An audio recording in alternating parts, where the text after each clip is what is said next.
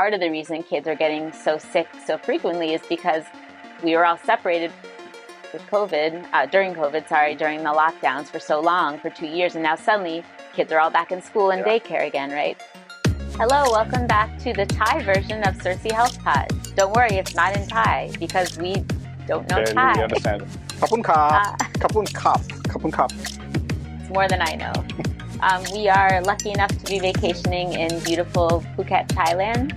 And so just with some recent events, we were inspired for today's topic, which we'll get to shortly. But first, we want to remind you that our goal at Circee Health Pod is to empower you and educate you in order to prevent and or completely eradicate chronic disease in you and maybe even your friends and family. So listen on and welcome back. And again, sorry for the hiatus. I was in the US doing my second job.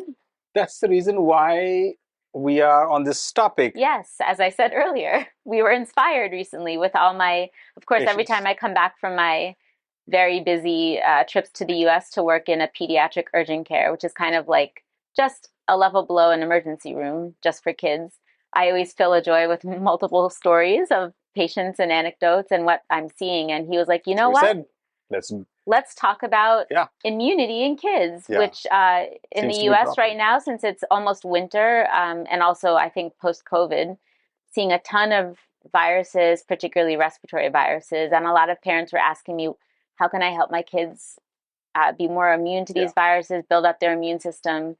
Because as Ajoy mentions all the time, and I agree with him, I think part of the reason kids are getting so sick so frequently is because we were all separated with COVID, during the lockdowns for so long, for 2 years. And now suddenly kids are all back in school and daycare again, right? So they're all exposed to each other. And so there's just a larger volume of infectious organisms, bacteria, viruses, etc.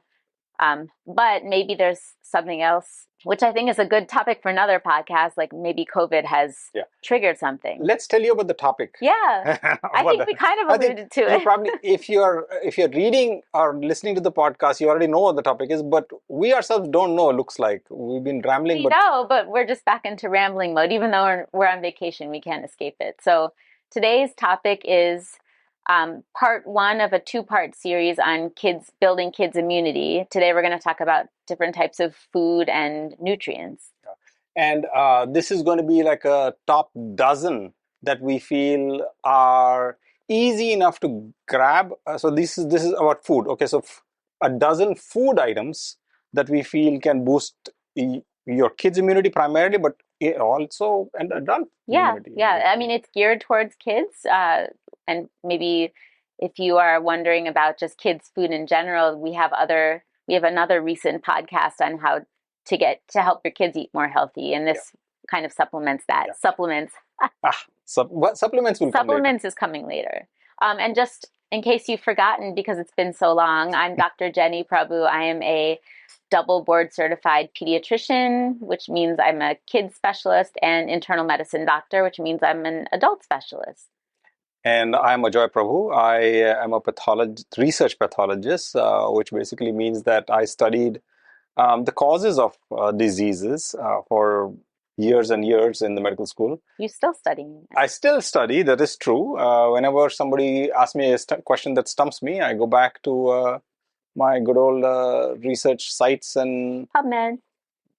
That's one of them. But yes, find out more about it. So that's what I do for, that's my specialty.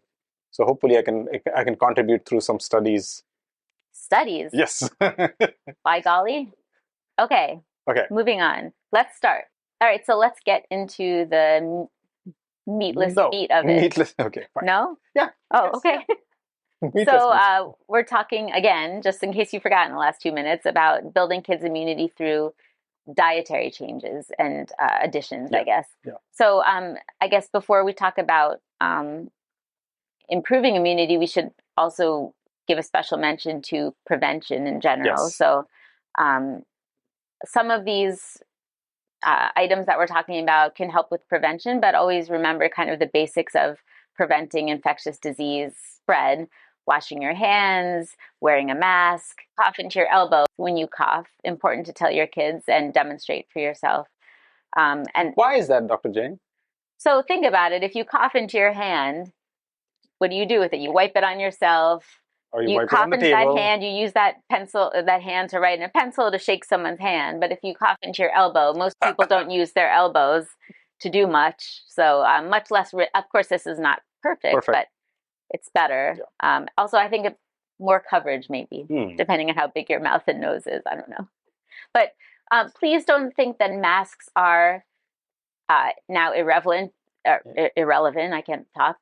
Yes, COVID thankfully is much less, but it's not just COVID that masks help prevent. I mean, if you just, for example, in Thailand, in Bangkok, we just got here 2 days ago. Most people are still wearing masks everywhere, and that's something that's a cultural thing. A lot of the eastern part of Asia has been doing this for years and years and years, and maybe that's why they never had a significant impact from COVID, right? So I and my colleagues and I in the U.S. were talking.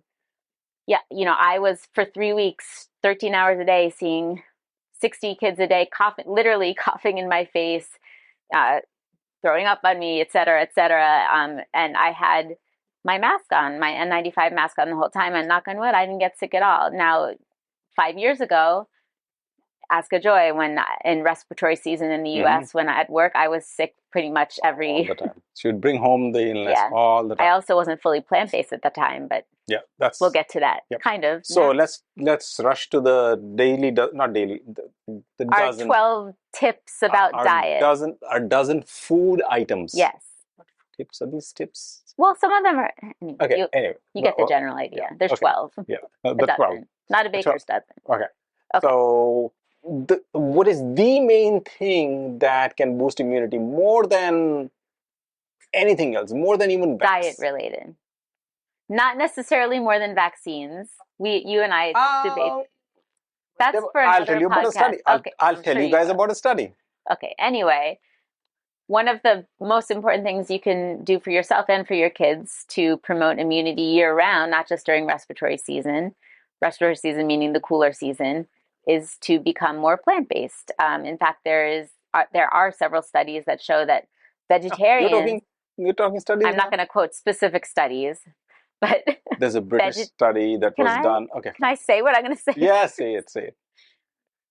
There are several studies which you are welcome to supplement my information with that describe how vegetarians, not even plant-based, meaning vegetarians still, I think in most clinical studies, still eat dairy and eggs.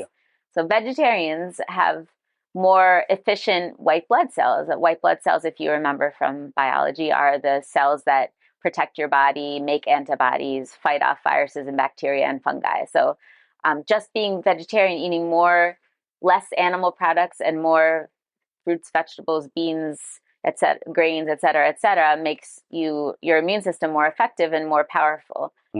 What study would you like to quote? No. There are two studies that I wanted to bring. I think you kind of said studies. There's a British study that was done on healthcare workers, nurses, doctors, medical technologists, radiation technologists, etc. And so this is kind of a biased study in the sense that these are all healthcare workers, so they're probably more health aware. But there was a fairly large proportion of vegetarians, vegans, pescatarians, meaning the ones that eat fish, and of course the rest of them eating everything. And when you looked at their immunity towards COVID, now this is, keep in mind, before vaccination was done to them. Before COVID vaccine. Before they were given COVID vaccine, they just looked at how much can they resist COVID if they were challenged with it. And obviously the whole food plant-based people, the ones that are vegan but unprocessed food kind of people, came out at the top. Next ones, neck to neck, were strangely enough, pescatarians and vegetarians. So the ones that eat only fish and vegetables versus the ones that ate a vegetarian diet, meaning they ate milk, milk, cheese, dairy, yogurt, etc. and eggs. So those guys were equal to the ones that ate fish as the main source of meat and plants. And then the last ones were the ones that ate everything, processed food, meats, etc. So that was study one. The second study, again, strangely enough, is also from England. where they were looking at the white cell count, and they noticed that what happens with white cells is after, well, what happens with most cells is after some time they all have a life cycle.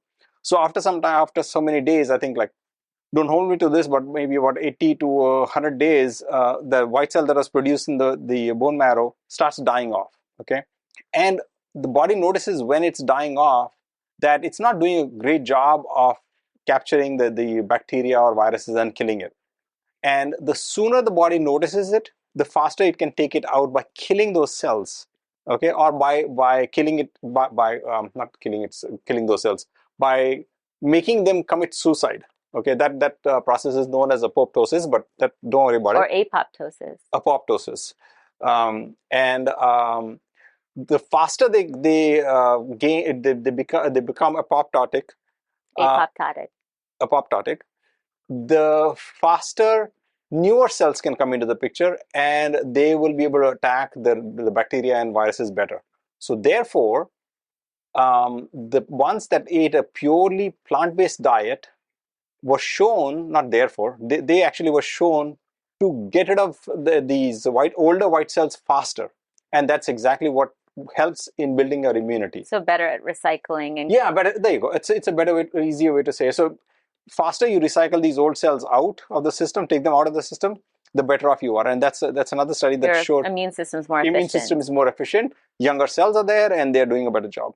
Right. And it also they talked about allergies, but I won't go into that right now. That's a topic for another. Yeah, another day. Okay. Which we've had that request. We'll certainly talk about allergies in both kids and adults. Yeah. So the second little point we want to talk about. Second one. Second, number two. Number two. Is a low-fat diet, actually. So that, I would say, kind of distinguishes the vegetarians from the vegan, whole food, plant-based, more whole food, plant-based than vegan. So when you're only vegetarian, I don't say only, it's still good to be vegetarian, but if you are leaning more towards whole food, plant-based, in general, you will have less fat in your diet because, as Ajoy and I have mentioned before, dairy products and eggs all have a very high fat content, which is why they're not great for you, amongst other reasons. So anyway, a low-fat diet also is associated with better and more efficient immune system. And so the reason for this, for a low-fat diet, is multiple studies, which maybe you have some examples of, or maybe not. Yeah, no, I don't remember off the top of my head. I'll have to. Yeah, so they've shown that a high-fat diet actually impairs white blood cells. A high-fat diet, as opposed to what we just talked about, rambled on and on about how a vegetarian diet strengthens white blood cells. A high-fat diet, contrary to that, actually knocks down and impairs white blood cell function. They're not as efficient. The process of recycling and producing new white blood cells is much longer, and even when they come out, they're not as robust as they should be.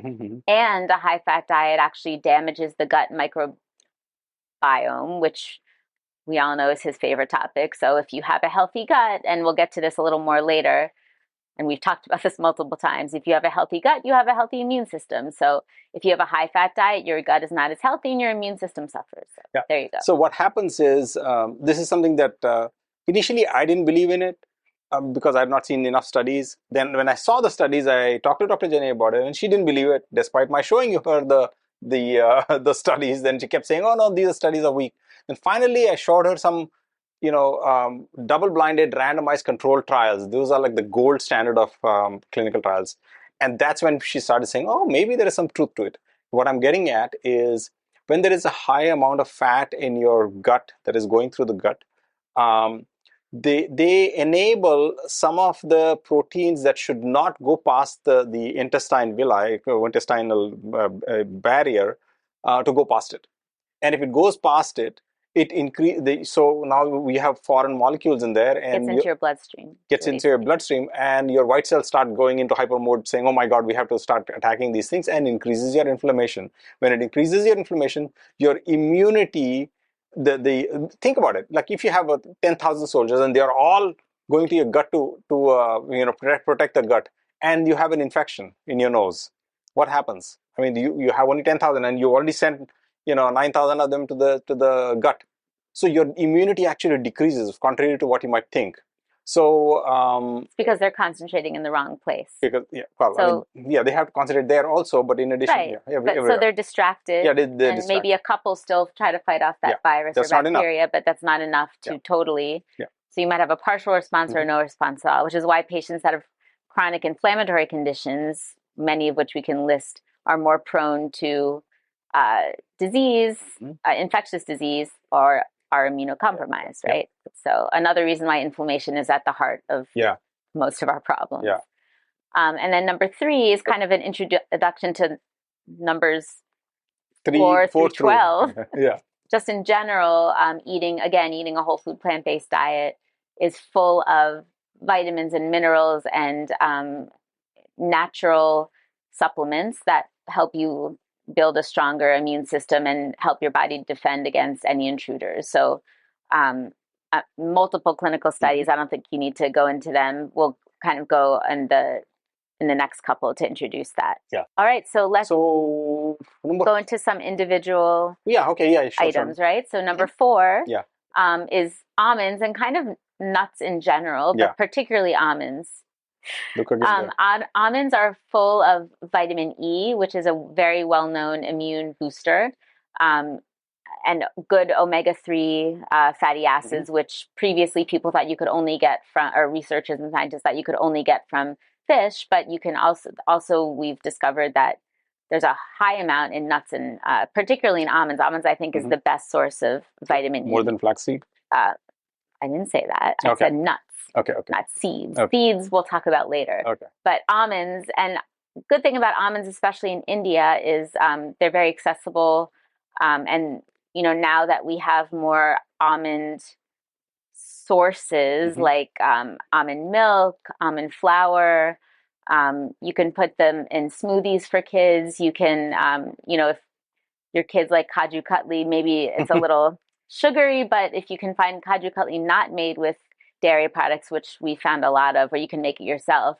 Perhaps we have a video on that, or we will. No, later. We don't have a video. We should. Actually, Kaju Katli is actually a very healthy mithai. Now we're in the festive season, so if you're eating Kaju Katli, you can feel better about building your immunity. You can just decrease the amount of sugar in it. Yeah, exactly. You can make a healthier version of Kaju Katli. Almond butter is an excellent source of protein and the vitamins in almonds. Almonds also have a lot of fiber, and I'll mention this multiple times with the different foods, but fiber is a prebiotic, right? Which basically allows your gut microbiome to grow and be happy, keeps it happy, it feeds it. Yeah. It's like a fertilizer. Just a word of caution, just because almonds in general, she said almonds have fiber, that doesn't automatically mean that all almond sources have fiber. For example, if we have almond milk, the fiber content is going to be 0. Yeah, so almost 0. I'm talking about like almonds, like almond dry fruit almonds. Yeah, dry fruit almonds are preferably not blanched. The best source of fiber in the almond is actually the skin. So if you soak them, don't remove the skin, or just roasted almonds. Our kids love a lot of, you can find like flavored roasted almonds to make them more interesting. Yeah. So almonds, vitamin E and fiber, and manganese, which is another one of those little known elements that helps build the immune system. Immunity. What's next after almonds? Next, number 5 is berries. Berries, which we realize are a little difficult to find in India. So if you're joining us from another more northern hemisphere country, it might be a little easier. However, strawberry season is coming in India, which is exciting. And you can find, what's it called? Dry fruit berries, right? Cranberries, blueberries, probably are the two. Raisins, right? Yeah. No, raisins aren't berries. Just kidding, not raisins. Cranberries, blueberries, and strawberries. Blackberries. Mulberries, another berry that you can find in India. So berries are very high in antioxidants, which are anti-inflammatory and anti-cancer. In fact, one of the best ones. And most kids love berries, so it's not too hard to get your kids to eat berries. You can find cereals that have dried berries in them. You can put fresh berries in smoothies, frozen berries in smoothies. Make sure it's not like sugary berry syrups. That probably, there's no point in that because of all the sugar and all the additives. Oh, that British Medical Journal, remember 2018, I believe, talks about urinary infection and how berries can actually, completely get rid of that. or prevent. or So prevent. that's Yeah. why, I mean, you always hear us doctors talking about if you are prone to UTIs or if you think you might have a UTI at the beginning, and this goes for kids too, Mm-hmm. cranberry juice, right? Yeah. It sounds like foo-foo, but actually it is very effective. You can get cranberry pills. Of course, it's better to eat the actual Yeah. cranberry as we talk Yeah. about. Yeah. But antioxidant and lots of vitamin C, Mm-hmm. which you'll see vitamin C and vitamin E are a recurring Yeah. theme in this Yeah. presentation. Yeah. Makes a big difference. Yeah. Okay. Okay. So we finished what? Up to Five. five, right? So we're What number about half a 6. We're dozen? halfway through. Yeah. Yeah. Speaking of dozen, not really. Apples. Apple. Oh, apple. And a saying that my children and husband like to say, an apple a day keeps the doctor away. So that must have come from somewhere, right? Wow. So apples, again, a recurring theme here, are full of vitamin C and full of fiber. So vitamin C to help your immune system directly, fiber to help it indirectly through prebiotics. And long term, more fiber means less obesity, and less obesity means better immune system. But we'll get to that in a different podcast.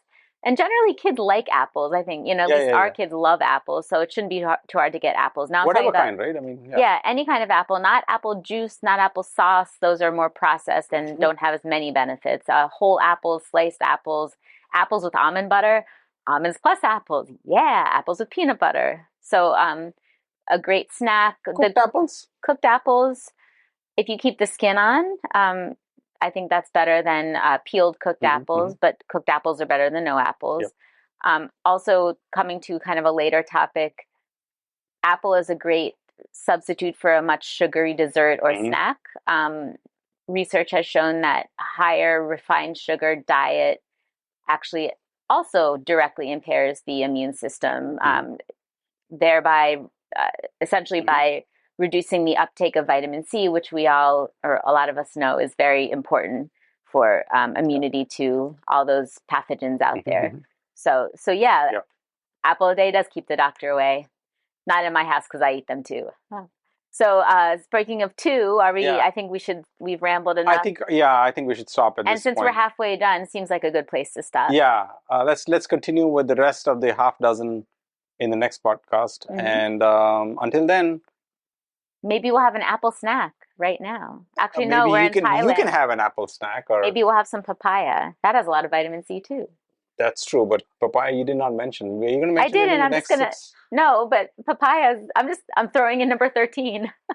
Papaya. Yeah, I guess. Papaya also has fiber. Yeah.